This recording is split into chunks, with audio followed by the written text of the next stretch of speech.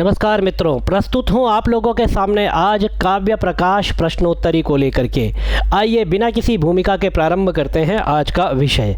सबसे पहला प्रश्न आप लोगों के सामने है, काव्य प्रकाश के रचयिता है आचार्य कुंतक, पहला ऑप्शन आपका आनंदवर्धन आचार्य, आचार्य मम्मट अथवा श्रीहर्ष। तो आचार्य मम्मट जो है काव्य प्रकाश के रचयिता है, ये आपका सही उत्तर होगा। दूसरे प्रश्न की तरफ आगे बढ़ते हैं। मम्मटस्य ग्रंथः अस्ति, मम्मट का ग्रंथ है, मम्मट का ग्रंथ इसमें से कौन सा है ये आपको बताना है।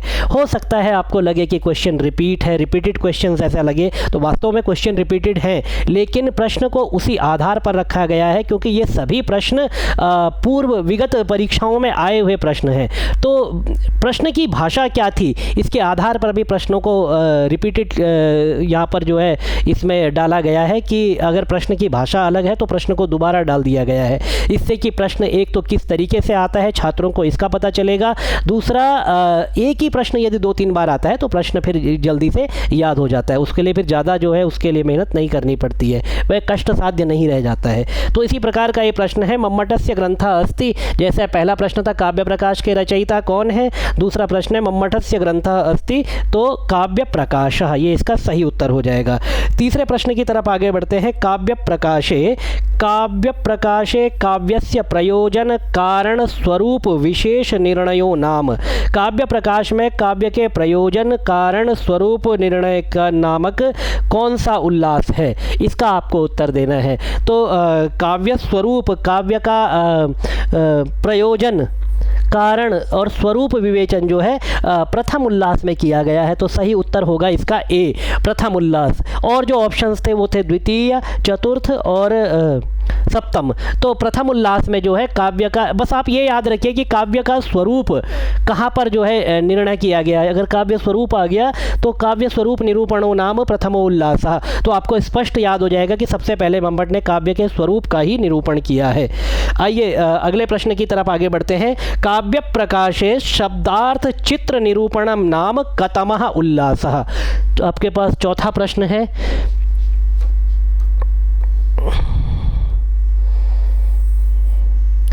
काव्य प्रकाशे शब्दार्थ चित्र निरूपणम नाम कतमः उल्लासः, द्वितीयः, चतुर्थः, तृतीयः या फिर षष्ठः। तो इसका सही उत्तर होगा शब्दार्थ चित्र निरूपण। शब्दार्थ चित्र निरूपण किया गया है छठे उल्लास में, षष्ठः उल्लास है इसका सही उत्तर होगा। छठे उल्लास में आचार्य मम्मट ने शब्दार्थ चित्र निरूपण का विवेचन किया है, या शब्दार्थ चित्र का निरूपण किया है, ऐसा इसको कहना चाहिए। काव्य प्रकाशे दोष दर्शनो नाम कतमः उल्लासः। पांचवा प्रश्न आपके सामने, काव्य प्रकाशे दोष दर्शनो नाम कतमः उल्लास। दोष दर्शन नामक उल्लास कौन सा है? तो काव्य प्रकाश में दोष दर्शन नामक उल्लास आपका हो जाएगा षष्ठ है, चतुर्थ है, सप्तम है या नवम है, आपको बताना है। तो आपको याद होना चाहिए 7वें उल्लास में दोष दर्शन कराया गया है आचार्य मम्मट के द्वारा। 7वें उल्लास में दोष दर्शन का विवेचन किया गया है आचार्य मम्मट के द्वारा, तो इसका सही उत्तर हो जाएगा बी। आइए मित्रों अगले प्रश्न की तरफ आगे बढ़ते हैं। अगला प्रश्न है हमारे पास, ये वायर आज थोड़ा सा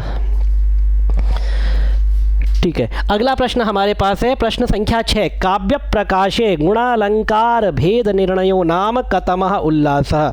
गुणालंकार भेद निर्णयो नामक कौन सा उल्लास है जिसमें गुणालंकारों का भेद किया गया है? तो आपके पास जो ऑप्शंस है, सबसे पहले दशमः, नवमः, सप्तमः या फिर अष्टमः।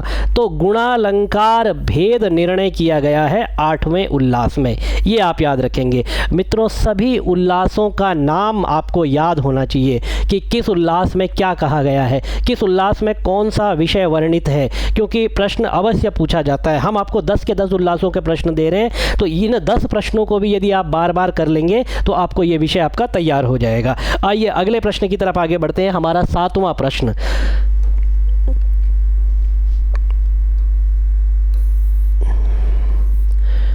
हमारा 7वां प्रश्न है, काव्य प्रकाश के प्रथम उल्लास का नाम है।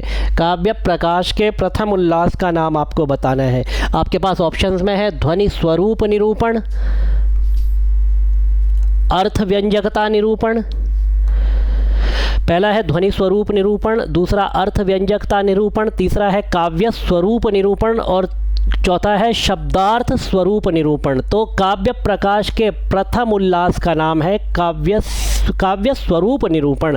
आचार्य मम्मट ने काव्य के स्वरूप को बताया गया है सबसे पहले के द्वारा सबसे पहले जो है काव्य का स्वरूप बताया गया है, उसके बाद आगे बाकी बातें की गई है। तो आपका इस प्रश्न का सही उत्तर हो जाएगा काव्य स्वरूप निरूपण जो है आपका प्रथम उल्लास है। यहीं पर प्रश्न और बना लीजिए कि मंगलाचरण क्या है काव्य प्रकाश का। तो नियतिकृत नियम रहिताम लादैकमयी मनन्य परतंत्राम नवरस रुचिराम निर्मितिम मा ददति भारती कवेर जयति। इस तरह से यह मंगलाचरण आपको याद होना चाहिए। इसके बाद काव्य प्रयोजन है और भी जैसे लक्षणा और अभिधा व्यंजना लक्षणा संकेत ग्रह और भी अनेक प्रकार के विषय हैं जो आपको इसमें से याद होने चाहिए। प्रायः सभी विषयों को समाहित करके हम इस प्रश्नोत्तरी में आपके लिए लेकर के आए हैं। आइए अगले प्रश्न की तरफ बढ़ते हैं। काव्य प्रकाश के नवम उल्लास का नाम है। अब याद रखना नवम उल्लास का नाम पूछा गया आपसे। ऑप्शन देते हैं। सबसे पहले नवम उल्लास का नाम है शब्दालंकार निर्णयात्मक। बी ऑप्शन देते हैं काव्यस्य प्रयोजन कारण स्वरूप निर्णयात्मक। सी ऑप्शन है शब्दार्थ स्वरूप निर्णयात्मक और चौथा ऑप्शन डी है गुणीभूत व्यंग्य निरूपणात्मक। आपको एक एक याद होना चाहिए तभी आप इसका उत्तर दे पाएंगे, अन्यथा आप उत्तर नहीं दे पाएंगे। तो इसका सही उत्तर होगा आचार्य मम्मट ने नवम उल्लास में जो बात की है शब्दालंकार निर्णयात्मक। तो शब्दालंकार की बात नवम उल्लास में की गई है, इसीलिए जो है इसका सही उत्तर होगा शब्दालंकार निर्णयात्मक। आइए अब अपने 9वें प्रश्न की तरफ आगे बढ़ते हैं। थोड़ा सा इसको ऊपर कर लेते हैं फिर आगे बढ़ते हैं 9वें प्रश्न की तरफ।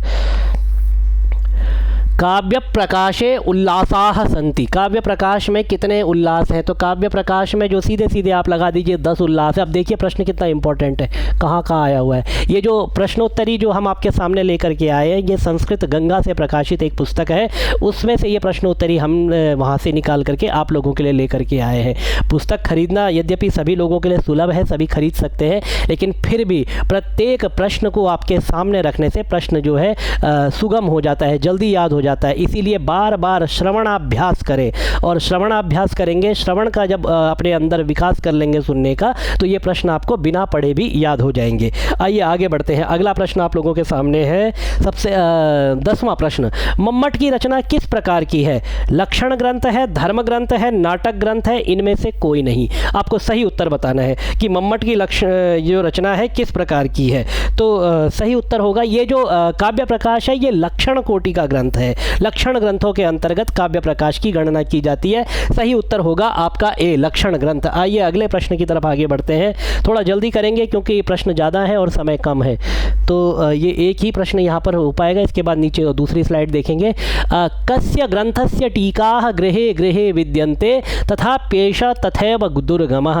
अब ये काव्य प्रकाश की बात कर रहे हैं, तो काव्य प्रकाश ही इसका सही उत्तर है। अब कहते हैं कि इसकी टीका घर घर में थी, लेकिन तथापि एषः दुर्गमः। दुर्गम क्यों था? क्योंकि काव्य प्रकाश को समझना आसान नहीं है। काव्य प्रकाश को समझने के लिए विद्वानों का संग चाहिए। काव्य प्रकाश को समझने के लिए विद्वानों का साथ बैठना, उनके साथ एक पंक्ति पंक्ति को पढ़ करके एक एक पंक्ति का अर्थ लगाना, तब जाकर के काव्य प्रकाश समझ में आता है। इसीलिए घर घर में टीका होने के बावजूद भी यह लोगों के लिए कठिन था। आइए अगला प्रश्न है हमारे पास। काव्य प्रकाशे शब्दालंकार निर्णयो नाम कतमो उल्लासः। अभी हमने बात की थी इसका, तो नवम उल्लास जो है शब्दालंकार निर्णय नामक नवम उल्लास जो है इसका सही उत्तर होगा। आइए आगे बढ़ेंगे अगले प्रश्न की तरफ। हमारा 12वां प्रश्न हो गया, तो 13वें प्रश्न की तरफ। काव्य प्रकाशस्य चतुर्थे उल्लासे मुख्य रूपेण वर्णनमस्ति। काव्य प्रकाश के चतुर्थ उल्लास में मुख्य रूप से किसका वर्णन है? शब्दार्थ स्वरूप का, ध्वनि तत्व का, गुणालंकार का, अथवा काव्य दोष का। तो काव्य प्रकाश के चतुर्थ उल्लास में जो वर्णन है वह है आपका सही उत्तर हो जाएगा आपका ध्वनि तत्वस्य। चतुर्थ उल्लास को ले लीजिए, चतुर्थ नंबर पर जो है काव्य मम्मट आचार्य मम्मट ने ध्वनि की बात की है। और अगला प्रश्न देखते हैं, उपलब्धासु काव्य प्रकाशस्य प्राचीनतमा टीका। काव्य प्रकाश की प्राचीनतम टीका कौन सी है? बहुत ही प्रसिद्ध टीका है संकेत टीका। संकेत टीका जो है काव्य प्रकाश की सबसे प्राचीन टीका कही जाती है।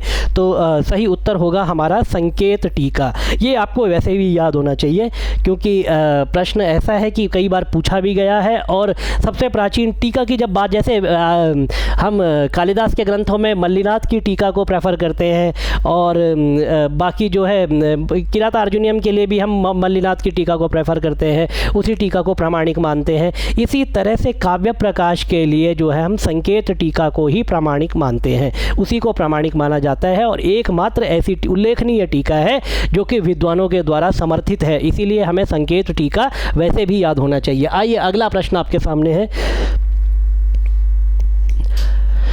अगला प्रश्न है गोविंद ठक्कुर है। गोविंद ठक्कुर कौन है अब ये बताना है। गोविंद ठक्कुर काव्य प्रकाश के टीकाकार हैं, ठीक है, याद रखेंगे। गोविंद ठक्कुर काव्य प्रकाश के टीकाकार है। काव्य प्रकाशस्य मंगल श्लोके कस्याः प्रशंसा कृता? नियतिकृत नियम रहितां लादैकमयी मनन्य परतंत्रां नवरस रुचिरां निर्मितिमाददति भारती कवेर्जयति। कवि भारत्या भारती कवेर जयति। तो कवि भारती की जो है यहाँ पर प्रशंसा की गई है। अगला प्रश्न आता है हमारे सामने, ग्रंथारंभे भारती कवेर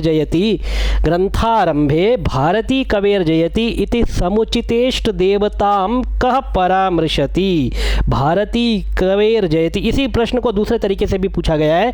भारती कवेर जयति कस्यायम उद्घोषः, ठीक है, तो ये दोनों का उत्तर मम्मट होगा। ग्रंथारंभ में भारती कवेर जयति इति समुचित इष्ट देवता का परामर्श कौन लेता है या इष्ट देवता का परामर्श कौन करता है? और कवि भारती कवेर जयति ये उद्घोष किसका है? तो यह आचार्य मम्मट का है। ये हमें वैसे ही याद होना चाहिए क्योंकि हमें मंगलाचरण याद है और किसका मंगलाचरण है, तो ये प्रश्न का उत्तर हम वैसे भी दे सकते हैं। आइए अगला प्रश्न आपके सामने है, नियतिकृत नियम रहिताम नवरस रुचिरम किमस्ति?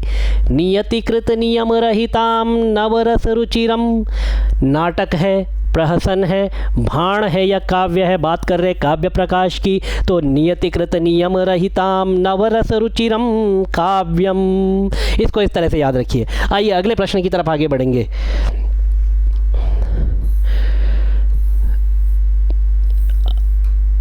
अगला प्रश्न है, नवरस रुचिराम निर्मितिम आददति भारती कवेर जयति। नवरस रुचिराम निर्मितिम आददति भारती कवेर जयति। शक्तिर 20वां प्रश्न आ गया अब। शक्तिर निपुणता लोक शास्त्र काव्याद्यवेक्षणात् काव्यज्ञ शिक्षयाभ्यास। ऐसे याद रहेगा तो आप अपने आप लिख के कर लीजिए। काव्यज्ञ शिक्षयाभ्यास इति हेतुस्तदुद्भवे काव्यज्ञ शिक्षयाभ्यास। ये रहा, ठीक है। काव्य प्रकाशतः रिक्त स्थानम पूरयत, तो रिक्त स्थान की पूर्ति करनी थी, वो आपने कर दी, मैंने कर दी, ठीक है। तो ये आपको आना भी चाहिए, रिक्त स्थान मैंने पूर्ति कर दी तो इसका मतलब आपको भी प्रश्न आना चाहिए। आइए अगले प्रश्न की तरफ आगे बढ़ते हैं। नियतिकृत नियम रहिताम कवि भारती है, कवि दृष्टि है, कवि प्रतिभा है या कवि प्रसिद्धि है? नियतिकृत नियम रहिताम लादेकमयी मनन्य परतंत्राम नवरस रुचिराम निर्मितिम आददति भारती कवेर जयति। तो इसका उत्तर देखिए, नियतिकृत नियम रहिताम कवि भारती लादेकमयी मनन्य परतंत्राम कवि भारती नवरस रुचिराम कवि भारती निर्मितम आददति भारती कवेर जयति। कवि भारती सभी उसी के विशेषण है, इसीलिए जो है ये जो नियतिकृत नियम रहिताम कवि भारती ऐसा हो जाएगा। आइए अगला प्रश्न 22वां प्रश्न है, काव्य प्रकाशे काव्य प्रयोजनानि सन्ति। काव्य के कितने प्रयोजन हैं? तो काव्य के जो प्रयोजन हैं आचार्य मम्मट ने बताए हैं। काव्य के अनुसार काव्य के प्रयोग, मम्मट के अनुसार काव्य प्रयोजनों की संख्या है, ये भी प्रश्न है। और मम्मटोक्तानि काव्य प्रयोजनानि सन्ति, ये भी प्रश्न है। ये प्रश्न कई प्रकार से आया। मम्मटस्य मते काव्य प्रयोजनानि सन्ति, मम्मटेन कति काव्य प्रयोजनानि प्रतिपादितानि, मम्मटाचार्येण कति काव्य प्रयोजनानि प्रतिपादितानि। तो प्रश्न इतने तरीकों से पूछा गया है, किसी भी तरीके से आपसे पूछा जा सकता है। तो कितने काव्य प्रयोजन हैं आचार्य मम्मट के द्वारा स्वीकृत है?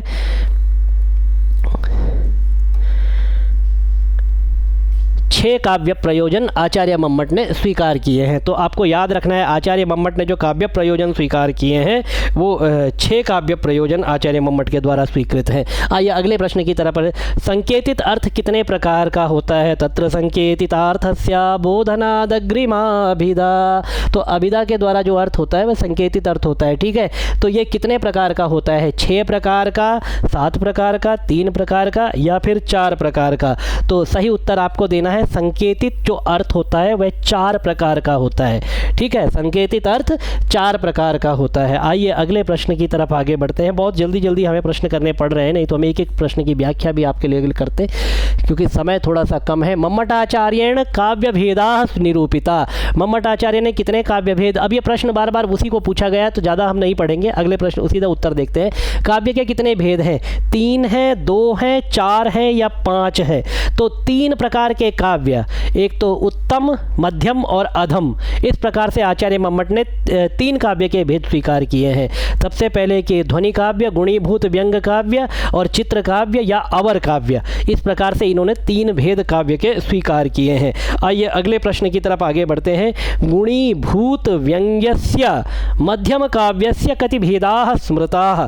गुणीभूत व्यंग्यस्य प्रभेदाः सन्ति। जो गुणीभूत व्यंग काव्य है, जिसे मध्यम काव्य भी कहा जाता है, उस मध्यम काव्य के कितने भेद हैं, ऐसा पूछा गया है। तो मध्यम काव्य के आपको भेद बताने हैं। 8 है, 15 है, 24 है या 36 है। तो जो गुणीभूत व्यंग काव्य है उसके 8 भेद स्वीकार किए गए हैं। बिल्कुल सही है, 8 भेद, ये जो है इसका सही उत्तर हो जाएगा 8 भेद। गुणीभूत व्यंग काव्य के 8 भेद स्वीकार किए गए हैं। ये हम कहाँ आ गए, ठीक है। तो गुणीभूत व्यंग काव्य के 8 भेद स्वीकार किए गए हैं। लक्षणाया हेतवः। अरे ये प्रश्न देखिए, लक्षणा के कितने हेतु हैं? 3 हैं, 4 है, 5 है या 9 है? लक्षणा के कितने हेतु हैं? तो याद रखेंगे लक्षणा के जो हेतु हैं ये 3 हेतु हैं। लक्षणाया हेतवः त्रयः हेतवः इति हेतुस्तदुद्भवे। अर्थबोधस्य कति प्रमुख साधनानि? अर्थबोधस्य कति प्रमुख साधनानि? 7, 11, 8 अथवा 13। तो अर्थबोध के कितने साधन हैं? तो अर्थबोध के साधन को बताते हुए कहते हैं अर्थबोध के 8 साधन हैं। अर्थबोध के साधन कितने बताए? 8 साधनानि। अर्थबोधस्य 8 साधनानि सन्ति। आइए आगे बढ़ते हैं अगले प्रश्न की तरफ। आचार्य मम्मट के अनुसार लक्षणा है, लक्षणा कितने प्रकार की है? लक्षणा तेन षड्विधा। लक्षणा तेन षड्विधा। तो लक्षणा कितने प्रकार की है? 6 प्रकार की है, ठीक है। का मम्मट के अनुसार रस कितने प्रकार का होता है? रस कितने प्रकार का होता है? अब 9 है, 5 तो है नहीं, 6 है नहीं, अब 8 या इत्यष्टौ रसा, लेकिन ये 9वें को भी स्वीकार कर लेते हैं। अब 9वें को भी स्वीकार कर लेते हैं तो ये इसको मानते हैं कि नहीं है, तो इन्होंने जो है 9 रस स्वीकार किए हैं। 8वां तो 8 तो माने ही है भरतरीत्या, लेकिन उसके बाद इन्होंने जो है एक 9वें रस को भी स्वीकार कर लिया है। तो टोटल मम्मट के अनुसार जो रसों की संख्या है वह 9 है।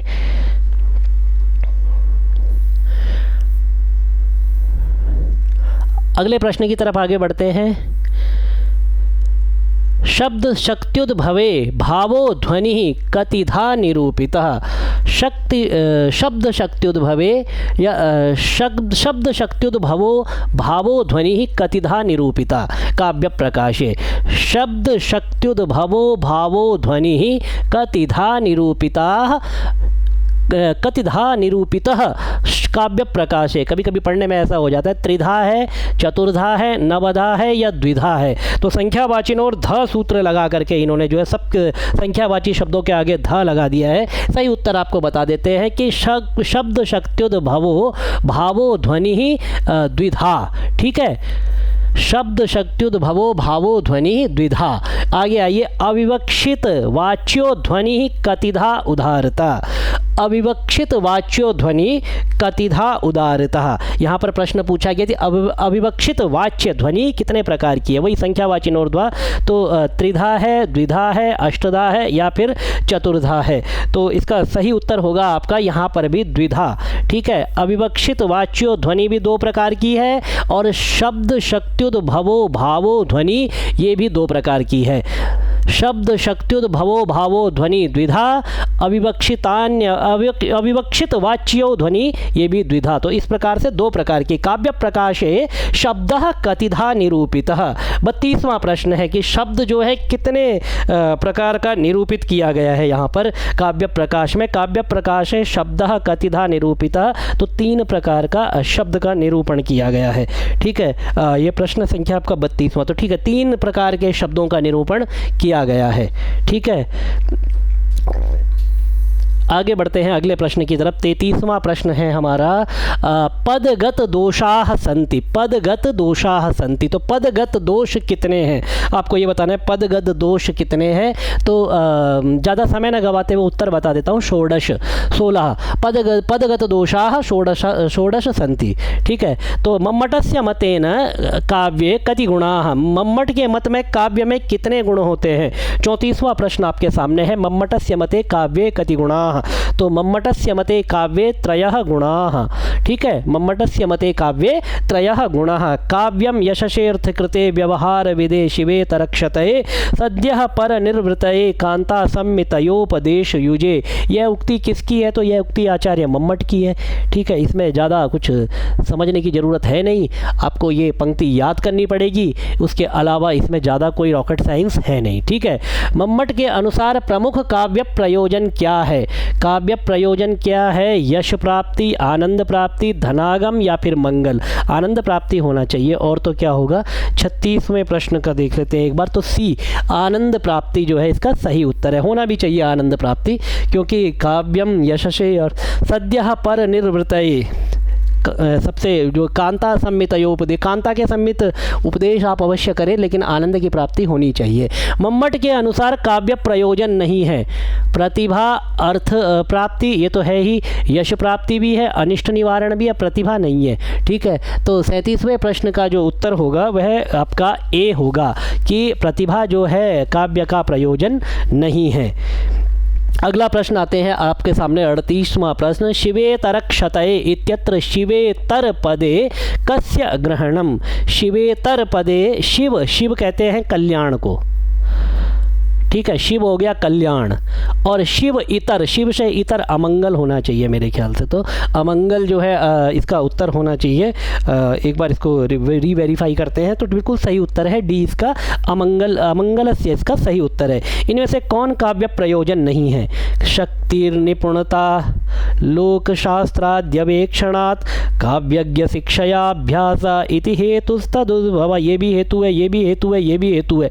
तो उपर्युक्त सभी यहाँ पर सही उत्तर हो जाएगा। इनमें से कोई भी काव्य का प्रयोजन नहीं है, एक भी काव्य का प्रयोजन नहीं है, ये काव्य के हेतु हैं। आइए अगले प्रश्न की तरफ आगे बढ़ते हैं। अगला प्रश्न है हमारा 40वां प्रश्न, काव्य प्रयोजनेषु मम्मटेन अधोलिखितेषु किम पदम न गृहीतम। काव्य प्रयोजन में काव्यम यशसे अर्थ कृते व्यवहार विदे शिवेतरक्षतये, तो मुक्तये नहीं कहा है। ठीक है, ये आपका सही उत्तर हो जाएगा। अच्छा, अस्ति नास्ति का ध्यान रखेंगे, न गृहीतम और गृहीतम में ध्यान रखेंगे, क्योंकि गृहीतम और न गृहीतम में अक्सर गलती करके हम अपना 1 नंबर बिना वजह दानवीर कर्ण बन के दान कर देते हैं। तो दानवीर कर्ण और कहीं बनना परीक्षा में में तो फिलहाल नहीं बने।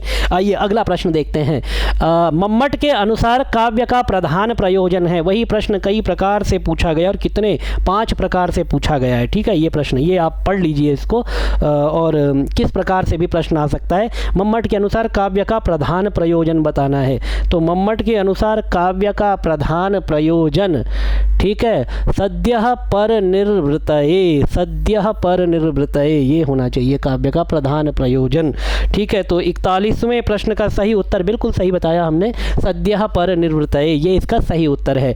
कांता संमितयोपदेश युजे, यह उक्ति किसकी है? तो ठीक है, मम्मट की बात करें तो आचार्य मम्मट की यह उक्ति है। ठीक है, आगे बढ़ते हैं।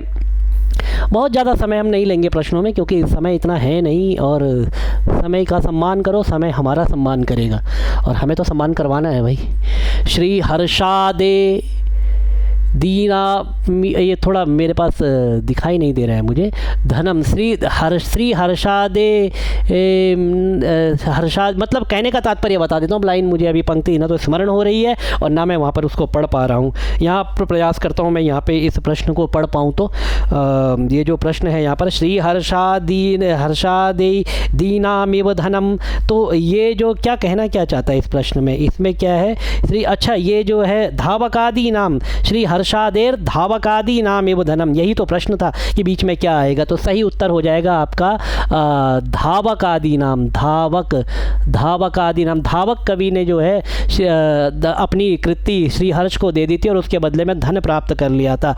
तो अर्थ कृते यहाँ पर जो है ये मतलब काव्य से धन की प्राप्ति होती है, ऐसा उदाहरण देने के लिए आचार्य मम्मट ने धावक कवि का यहाँ पर उदाहरण प्रस्तुत किया है।